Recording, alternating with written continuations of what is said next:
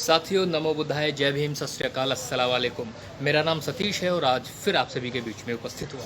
एक बड़ी गंभीर चर्चा करना चाहता हूँ और कुछ डेटा इकट्ठा किया, उस डेटा को आपके साथ शेयर करना चाहता हूँ। जातिगत दुर्भावना या फिर जातिगत अपने आप को दूसरों से बड़ा समझने वाली जो भावना है, अपने आप को ज़्यादा बेहतर समझने वाली जो भावना है, ऐसी भावना जो अपने आप को ये महसूस कराती है कि मैं अब जो चाहे वो कर सकता हूँ, ऐसी दुर्भावना मानवता के खिलाफ जाती है, मानवता का सर्वनाश करती है।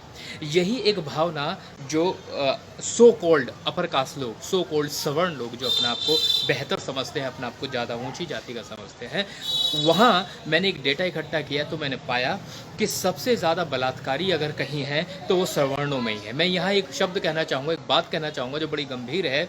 सभी सवर्ण बलात्कारी होते हैं ऐसा नहीं है, सभी सवर्ण बलात्कारी होते ऐसा नहीं है। सवर्ण बहुत अच्छे लोग भी होते हैं, लेकिन अधिकतर बलात्कारी सवर्ण ही होते हैं, ऐसा क्यों है, ये मेरा सवाल है। मैं फिर से आपके सामने सवाल रख रहा हूँ, अधिकतर सवर्ण ही बलात्कारी क्यों होते हैं, ये मेरा सवाल है। इस सवाल का जवाब जरूर दीजिएगा। एक डेटा मैं आपके सामने पेश करता हूँ।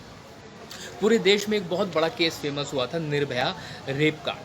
जो रेप केस हुआ था उसमें जो अभियुक्त थे, जो रेपिस्ट थे, जो बलात्कारी थे, वो था अक्षय ठाकुर, वो था विनय शर्मा, वो था पवन गुप्ता, वो था मुकेश सिंह। तो सारे के सारे सवर्ण थे। तो ऐसा क्यों कि रेप केस में अधिकतर लोग सवर्ण जाति से ही क्यों आ रहे हैं? दूसरा, उन्नाव में रेप केस हुआ, कुलदीप सिंह सेंगर, अगेन सवर्ण। बात यहीं पर ही नहीं रुकी, एक शाहजहांपुर में रेप केस हुआ, एक लॉ स्टूडेंट थी, उसके साथ रेप किया। अच्छा, एक बात बतानी भूल गया, जो कुलदीप सेंगर था ये बीजेपी का एमएलए था, विधायक था। सवर्ण प्लस विधायक तो ताकत और भी ज़्यादा हो गई ना, तो अपनी ताकत का पूरा जोर आजमाइश किया इस आदमी ने। तीसरा, एक लोग जो मैं बता रहा था, शाहजहांपुर की घटना है, रेप केस है। एक लॉ स्टूडेंट थी, विधि छात्रा थी, जिसके साथ जो है रेप किया गया, वो भी बीजेपी का केंद्रीय मंत्री था, चिन्मयानंद, अगेन सवर्ण। फिर एक केरल में एक एक्टर है, एक महिला एक्टर है, जिसका रेप केस हुआ। उसका रेप करने वाला व्यक्ति था दिलीप के नाम से फेमस है, लेकिन उसका जो नाम है वो है गोपाल कृष्णन पद्मनाभन पिल्लई, अगेन सवर्ण। फिर केस सुनिए, एक है डेल्टा मेघवाल केस, बीकानेर राजस्थान का केस है, डेल्टा मेघवाल। ये मैं सारा डेटा बता रहा हूँ, इस डेटा को आप अध्ययन कर सकते हैं।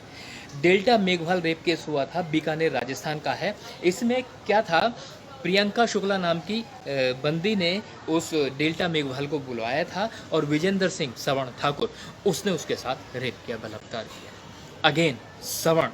एक और मैं आपको बताता हूँ, दरभंगा में अभी हाल ही में जो रेप केस हुआ, वो रेप केस जिसे लोगों ने कथाकथित रूप से ज्योति पासवान का केस समझ लिया था। ज्योति पासवान स्वस्थ है, उसके साथ कुछ नहीं हुआ है, लेकिन उसके अलावा जो दलित बिटिया के साथ दुष्कर्म हुआ, जो बलात्कार हुआ, तो बलात्कार करने वाला जो आदमी था उसका नाम था अर्जुन मिश्रा, ब्राह्मण, अगेन सवर्ण। बात यही नहीं रुकती। फिर अभी हाल ही में आगरा में एक रेप केस हुआ है। आगरा में एक 8 साल की बच्ची के साथ जो रेप किया गया है, वो रेप करने वाले आदमी का नाम है हरीश ठाकुर। कानपुर में 22 साल की एक लड़की के साथ रेप हुआ था, है ना, 22 साल की लड़की के साथ रेप हुआ। उसे रेप करने वाले आदमी का क्या नाम था, समीर अग्रवाल और अमित अग्रवाल। मेरा सवाल बिल्कुल सिंपल है, सभी सवर्ण बलात्कारी नहीं होते, मैं स्वीकार करता हूँ, वो अच्छे लोग भी हैं, लेकिन अधिकतर सवर्ण ही बलात्कारी क्यों होते हैं? जानते हो, उसका जो विश्लेषण मैं कर पाया हूँ वो ये है कि जातिगत दुर्भावना उनकी खोपड़ी में घुसी हुई है।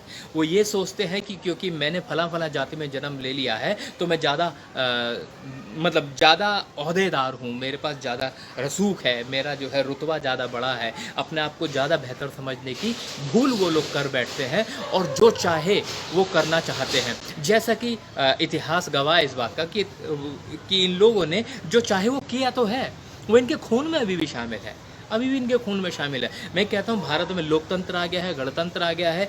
सवाल पूछना चाह रहा हूँ भारत की व्यवस्था से, भारत की न्यायपालिका से सवाल पूछना चाहता हूँ, भारत की विधायिका से सवाल पूछना चाहता हूँ, ये कब तक चलेगा?